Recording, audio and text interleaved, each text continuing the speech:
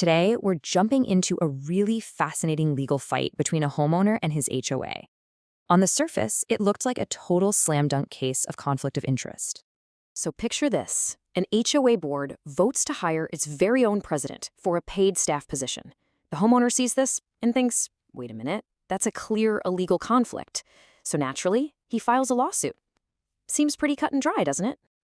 Well, and this is the million-dollar question, right? It seemed like such an open and shut case, but the judge just completely dismissed it. To figure out why, we have to dig into what actually went down. All right, first things first, let's meet the main characters in this pretty surprising legal drama. On one side, you've got the petitioner, Richard Jewell. He's the homeowner. And on the other, the respondent, the Casa Fiesta Townhouses Corporation, which is just the legal name for the HOA. So it's Mr. Jewell versus his own board. So what was Mr. Jewell's complaint exactly? Let's get right to the heart of what he was so upset about.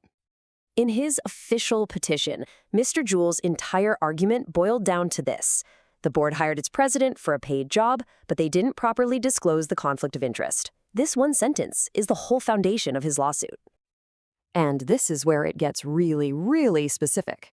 During the actual hearing, it came out that Mr. Jewell's only real issue was that the HOA president, a guy named George Pavia, didn't stand up and personally say the words, "I have a conflict of interest." It wasn't about whether people knew, it was about who said it. So because of this tiny little technicality, the court had to look at what actually happened in that board meeting. And lucky for us, the whole thing was recorded.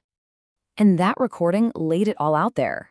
First, the president, Mr. Pavia, says he's recusing himself. He's not going to talk about it or vote. Then, the vice president reads the proposal aloud. And after that, and this is the key part, someone else at the meeting brings up the conflict of interest. The whole room then talks about it, openly, for a while, all before any vote happens. So here is the moment that completely changes the game. After listening to that recording in court, the petitioner, Mr. Jewell himself, had to admit it. He acknowledged that, yeah, everybody in that room, including every single board member, was totally aware of the conflict before they voted. And that admission, well, it was a killer blow to his own case. So with all the facts crystal clear, the whole case now balanced on the law itself. What does the statute actually say you have to do to disclose a conflict of interest? Here we go. This is the exact wording from the Arizona law. It says, a member with a conflict shall declare the conflict before the board discusses or takes action. Now, the homeowner's whole argument hung on those words. That member shall declare. He took that to mean Mr. Pavia and only Mr. Pavia had to be the one to say it. But the judge had a completely different way of looking at it. He didn't get hung up on who said the words. He was more interested in the purpose behind the law. And this brings us to a really important legal idea.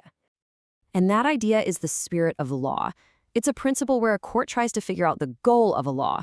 What problem was it trying to solve, instead of just getting tangled up in the exact literal text. So the judge decided that the purpose, the spirit of this law was pretty simple. Just make sure the board is fully aware of a conflict before they make a decision. The whole point is awareness, not some kind of ceremony where a specific person has to read from a script. And that distinction right there between the letter of the law and the spirit of the law, that ended up being the thing that decided the entire case.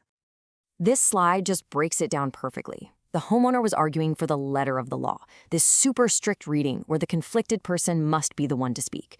But the judge went with the spirit of the law. He basically said, look, as long as the board knew about the conflict before they acted, the law did its job. And with that logic, the case was dismissed. The conflict was brought up, the board was aware, and the president didn't even vote. So in the judge's eyes, the purpose of the law was completely fulfilled. The homeowner's whole argument, which was based on a technicality, just couldn't hold up. This whole situation leaves us with a really interesting question to chew on, doesn't it? When a judge focuses on the spirit of a rule instead of the exact letter, does it lead to more common sense results? Or does it maybe open up loopholes that make organizations like HOAs a little less accountable to the rules they're supposed to follow? It's definitely something to think about.